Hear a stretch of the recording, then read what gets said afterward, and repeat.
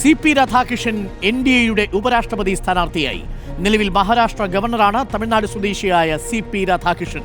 ആദിൽ പാലോടുണ്ട് കൂടുതൽ വിവരങ്ങളുമായി. ആദിൽ പാലോട് തമിഴ്നാട് BJPയുടെ സംസ്ഥാന അധ്യക്ഷനായിരുന്നു, കോയമ്പത്തൂരിൽ നിന്നുള്ള MP ആയിരുന്നു, തെലങ്കാനയിലും ജാർഖണ്ഡിലുമടക്കം ഗവർണറായിരുന്നു, RSSന്റെ വളരെ ഹാർഡ് കോർ ആയിട്ടുള്ള പ്രവർത്തകനാണ്.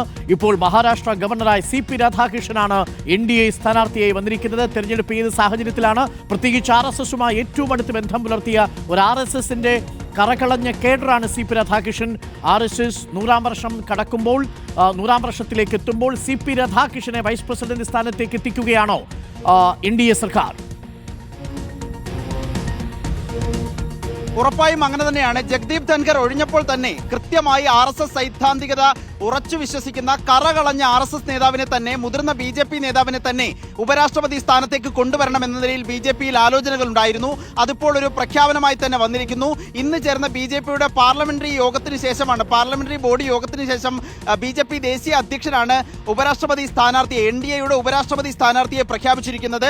CP രാധാകൃഷ്ണനെ സ്ഥാനാർത്ഥിയായി പ്രഖ്യാപിച്ചിരിക്കുന്നു. അരുൺ പറഞ്ഞതുപോലെ 16 വയസ്സ് മുതൽ RSSലും BJPയിലും സജീവമായി പ്രവർത്തിക്കുന്ന നേതാവാണ്.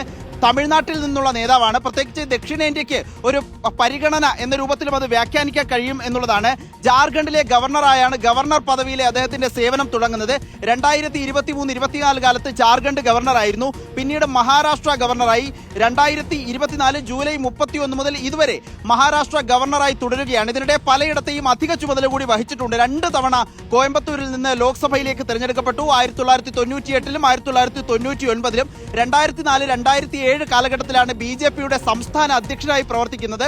പിന്നീട് 2014-2019 ലോക്സഭാ തെരഞ്ഞെടുപ്പുകളിൽ കോയമ്പത്തൂർ നിന്ന് മത്സരിച്ചെങ്കിലും 2-ാം സ്ഥാനത്തേക്ക് മാറുകയായിരുന്നു. ഏതായാലും ഈ രൂപത്തിൽ വളരെ കൃത്യമായ RSSന്റെ ഐഡിയോളജി അനുസരിച്ച് തന്നെ കൃത്യമായി പ്രവർത്തിക്കുന്ന ഒരു മുതിർന്ന BJP നേതാവിനെ തന്നെ ഉപരാഷ്ട്രപതി സ്ഥാനത്തേക്ക് കൊണ്ടുവരണമെന്ന ആലോചനയുണ്ടായിരുന്നു. അത് കൃത്യമായി തന്നെ നടപ്പാക്കുകയും ചെയ്യുന്നു.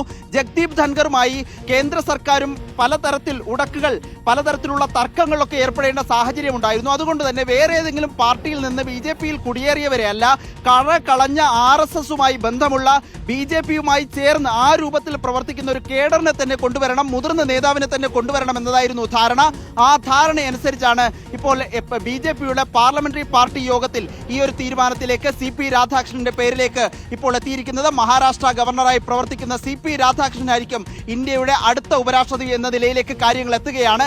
ഇന്ത്യ സഖ്യം ഒരു പൊതു സ്ഥാനാർത്ഥിയെ നിർത്തുമെന്ന് ഇതിനോടകം തന്നെ പ്രഖ്യാപിച്ചിട്ടുണ്ട്. ഏതായാലും അത് സംബന്ധിച്ചുള്ള തീരുമാനങ്ങൾ വരുന്നു. ഇപ്പോഴുള്ള MPമാരുടെ കണക്കനുസരിച്ച് രാജ്യസഭയിലെയും ലോക്സഭയിലെയും MPമാരാണ് ഉപരാഷ്ട്രപതിയെ തിരഞ്ഞെടുക്കുന്നത് നമുക്കറിയാം.